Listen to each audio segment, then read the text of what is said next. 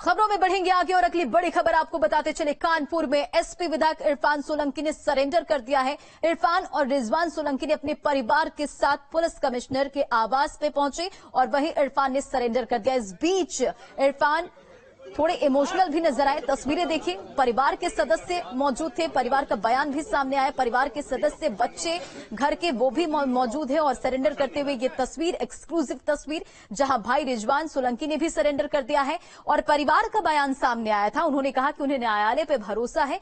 आपको बताते चले कि मामला क्या है। प्लॉट कब्जा करने का मामला है, महिला के घर को आग लगाने का मामला है और इस पूरे मामले को लेकर कई गंभीर धाराओं में केस दर्ज किया गया और कार्रवाई की जा रही थी। बीते 23 दिनों से तलाश थी पुलिस को और 4 बार के विधायक रह चुके हैं, कई दिनों से फरार चल रहे थे। गैंगस्टर समेत कई मामले दर्ज है और हाल ही में इरफान पर नामांकन के दौरान गलत जानकारी देने का आरोप भी लगा था और इसे लेकर कोर्ट में याचिका दायर की गई थी। और अपडेट के साथ संवाददाता अनुराग हमारे साथ जुड़े हुए। अनुराग, क्या कुछ इस पूरे मामले पर अधिक अपडेट है? इरफान सोलंकी और रिजवान सोलंकी ने सरेंडर कर दिया है।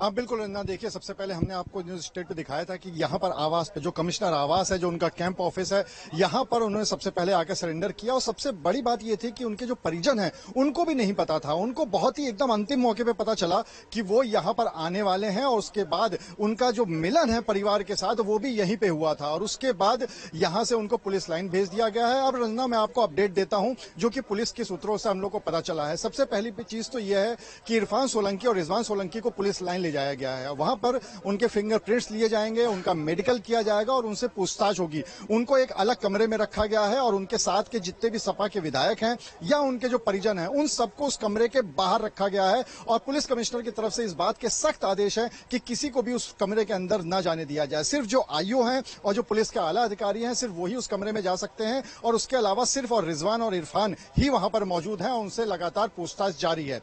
दूसरी बात, यहां पर जो पुलिस की तरफ से पता चला है वो ये पता चला है कि यहां से जब फरार हुए थे कानपुर से, तो वो सिर्फ कानपुर और लखनऊ ही नहीं बल्कि कई शहरों में उन्होंने फरारी काटी है। कानपुर, लखनऊ, उसके बाद नोएडा, नोएडा से दिल्ली, दिल्ली से मुंबई, फिर नागपुर, फिर हैदराबाद, ये फिर राजस्थान, फिर अलवर, ये जो पूरा एरिया है ये इरफान सोलंकी ने फरारी में काटा है। और सबसे बड़ी बात यह है कि पुलिस के सूत्रों ने हमें यह भी बताया है कि कई जगह ऐसी थी जहां पे वो ट्रक में बैठकर अपनी पहचान छुपाते हुए भी उन्होंने यात्राएं की है। तो कहीं ना कहीं वो इस बात से कोशिश कर रहे थे कि लगातार पुलिस से बचा जाए, गिरफ्तार ना हुआ जाए। लेकिन जिस तरह से गंभीर धाराओं में अब मुकदमे दर्ज हो गए उसके बाद फिर उनके लिए मजबूरी बन गई, क्योंकि अब ऐसा हो गया था कि अब या तो उनके कुर्की करने की नौबत आ गई थी और एक विधायक रहते हुए, सिटिंग विधायक रहते हुए अगर घर की कुर्की होती है तो ये कहीं बड़ी बात एक होती पार्टी के लिए भी और इनके खुद के लिए भी। इसीलिए यहाँ पर आज सुबह सुबह उन्होंने अपने भाई के साथ यहाँ पे सरेंडर कर दिया गया है। फिलहाल उनसे पूछताछ जारी है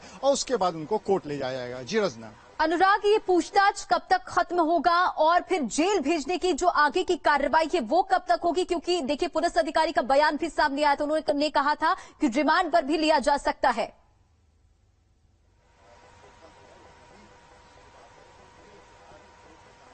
हाँ देखिए रंजना, इसके लिए हमें पुलिस जो कोर्ट की प्रक्रिया है उसको समझना पड़ेगा। सबसे पहली बात तो यह है कि जब भी किसी आरोपी को पुलिस गिरफ्तार करती है तो 24 घंटे के अंदर अंदर उसको कोर्ट में पेश करना पड़ता है। यानी अगर आज की हम बात करें तो तकरीबन 11 सवा 11 के आसपास की गिरफ्तारी है, तो कल सुबह 11 सवा 11 तक का समय है। लेकिन पुलिस इसका इंतजार नहीं करेगी और पुलिस आज ही उसको कोर्ट में पेश करेगी, दोनों भाइयों को। पहली चीज। दूसरी चीज यह है कि जब भी किसी आरोपी को पेश किया जाता है तो पहले लोअर कोर्ट में, यानी जिस थाने में मुकदमा दर्ज होता है उससे संबंधित कोर्ट में पेश किया जाता है। और लोअर कोर्ट को सेशन की जो धाराएं होती हैं, जो आजीवन कारावास वगैरह की धाराएं होती हैं, उसमें जमानत देने का अधिकार नहीं होता। तो अगर उस लिहाज से देखा जाए तो यहाँ पे जो लोअर कोर्ट है वो सिर्फ एक ही आदेश कर सकती है कि वो जेल भेज सकती है 14 दिन के न्यायिक हिरासत। और उसके बाद जो इरफान और रिजवान के वकील हैं वो फिर सेशन कोर्ट में अर्जी लगा सकते हैं बेल एप्लीकेशन के लिए। और इसी बीच पुलिस से हमारी जहां तक बात हुई है, पुलिस ने भी ये कहा है और उनका बयान भी सामने आया है कि वो पुलिस रिमांड की भी कोशिश करेंगे। तो मुश्किलें दोहरी हैं, क्योंकि एक तरफ तो जेल जाना तकरीबन तय है इरफान और रिजवान का, और दूसरी तरफ पुलिस इस बात की भी कोशिश करेगी कि उनको पुलिस रिमांड पर लिया जाए, क्योंकि बहुत सारे ऐसे सवाल हैं जिनके की जवाब अभी तक नहीं मिले हैं, क्योंकि अभी तक सिर्फ फर्जी आधार कार्ड का मामला सामने आया है। इसके अलावा उन्होंने कहां पे यात्रा की, किन किन लोगों ने उनकी मदद करी है भगाने में, ये भी एक बहुत महत्वपूर्ण सवाल है। और सबसे बड़ा सवाल यह है कि जो फर्जी आधार कार्ड पे